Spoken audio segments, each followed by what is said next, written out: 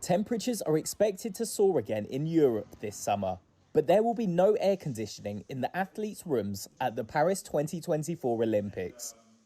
Organisers have pledged to host the greenest games ever, and in that spirit, buildings in the athletes' village were designed to avoid the need for aircon.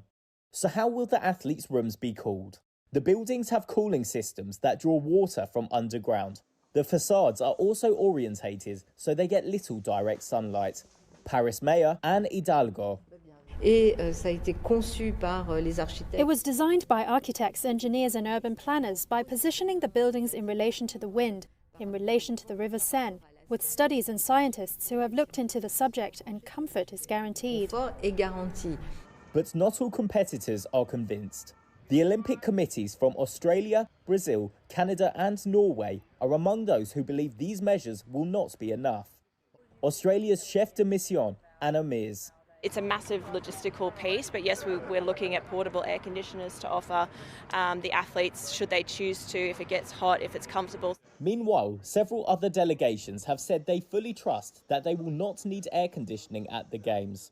Organisers of Paris 2024 say they want to halve the carbon footprint compared with the Rio 2016 and London 2012 Summer Games. For Hidalgo, what matters is that the athletes' village is a sustainable project.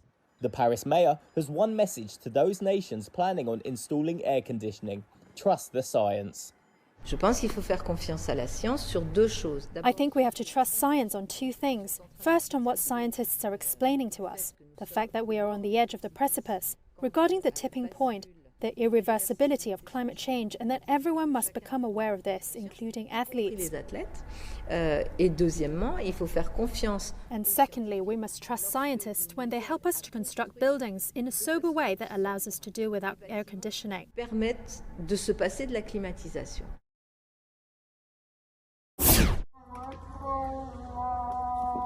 As the evening prayer echoes across rubble-strewn Gaza, the Abu Rizek family break their day's fast.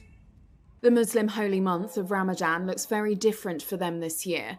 Usually, families gather with friends and neighbours to eat, pray and celebrate together. But now the Abu Rizek family sit in the wreckage of their home, having scraped together enough food for iftar, the sunset breakfast after a day without sustenance.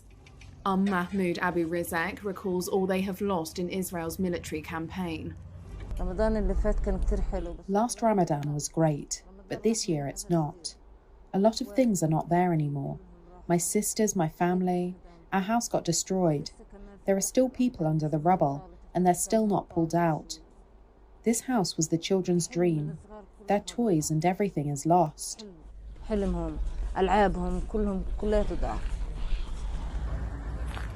Many others in the stricken Palestinian enclave are even less fortunate. Starvation looms here.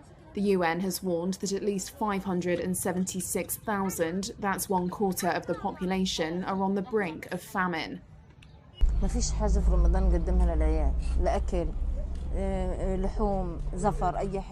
There is nothing that we can offer to the children. No food or meat, or anything that they need. We only eat soup and canned food, a can of beans. We are tired of canned food, and we got sick because of it. My son keeps telling me that his stomach is hurting him because of canned food. We have canned meat that even cats cannot eat.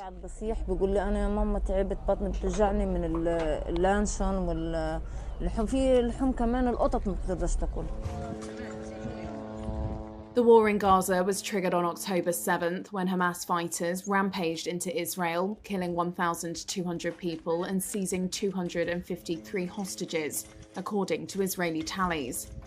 Israel's relentless ground and air offensive since then has killed more than 31,000 people, according to health authorities in Hamas-run Gaza, and the majority of the enclave's 2.3 million inhabitants have been displaced. Hopes for a Ramadan ceasefire disintegrated, with Israel and Hamas arguing over the terms. With almost no commercial food imports, most Gazans are now entirely dependent on food aid. In Beit Lahia, Ismail Al-Klout says food is so scarce he has lost £33. We're 5 families in our household and we made a makeshift tent to stay in because there isn't enough space at all. As you can see, we sit here and have iftar here. We don't have shelter or anything.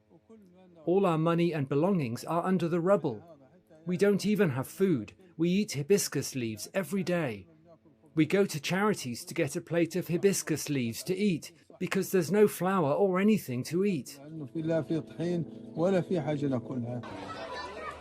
Many eat only at communal soup kitchens, like this one run by volunteers in Rafah. They offer out plastic bowls to those in need, including people seeking their iftar meal. This man says he is 60 years old and has never seen a Ramadan like this. In previous years, people were happy. There used to be decorations, food and drinks, he says. But this year, there is sadness and despair. A Japanese high court said denying same-sex marriage is unconstitutional and discriminatory on Thursday, a verdict welcomed by plaintiffs supporting marriage equality. I'm really happy this long-awaited ruling stating that it violates the Constitution has been handed down. I believe that this judgment was made possible thanks to the cooperation of many people on this lawsuit.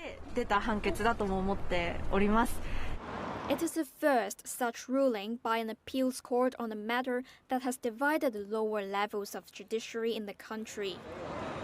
Japan is the only G7 nation without legal protection for same-sex unions. Although 70% of the public supports having such unions, they are opposed by the conservative Liberal Democratic Party of Prime Minister Fumio Kishida.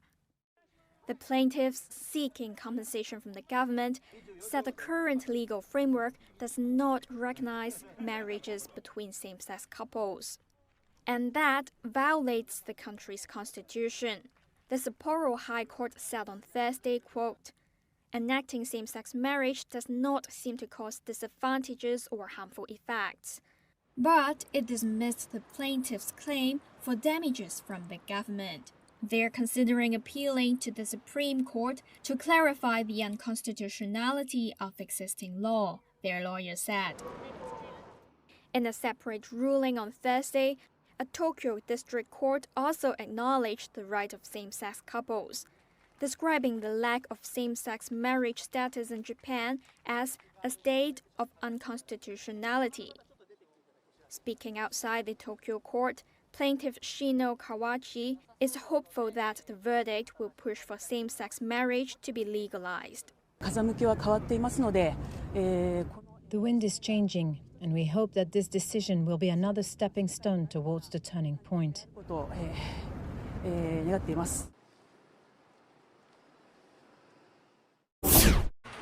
Before the war, Oleg Basilewicz was an artist and writer. But on the day Russia invaded his native Ukraine, he signed up for military duty. While on the front lines, he found snippets of time away from his duties to maintain his passions. First, he painted with watercolours he brought with him. That changed one rainy day in sodden terrain when the 59-year-old discovered he could use mud too. We were under heavy rain and everything was a lot of mud around. The mud was everywhere, and then when I started to trying to wash my hands off this mud, and then I understood that this is not the mud, this is the paint actually, because the adhesion to the hands, to the spades, to the boots, to everything was really very high. Basilewicz is a first lieutenant who serves as the deputy commander of an artillery battery. He has served in the eastern Donetsk region and southeastern Zaporizhia region that have both seen ferocious fighting during the war. His works, featuring mud, clay and ash, are being exhibited this month at the 11th century St. Sophia Cathedral that lies in the heart of Kiev. Actually, I never made this painting for exhibition. I made it for myself just in order to keep my sanity. Because if there is no aesthetics around, if there is no good feelings about the nature, about everything I see, why to live then? What to fight for? This is the beauty, this is the culture, this is what we produce, so we are not only fighters, we also need something beautiful around and we need to notice it. Part of his exhibition in the cathedral consists of experimental works made from ash to depict snow seen in the forest. Other drawings show country houses, a cat or a dog, a moonlit meadow, soldiers passing through a wood or atop a tank. Basilewicz is currently on leave to undergo surgery in Kiev for an injury unrelated to conflict, but he says he will return to the front once he is recovered.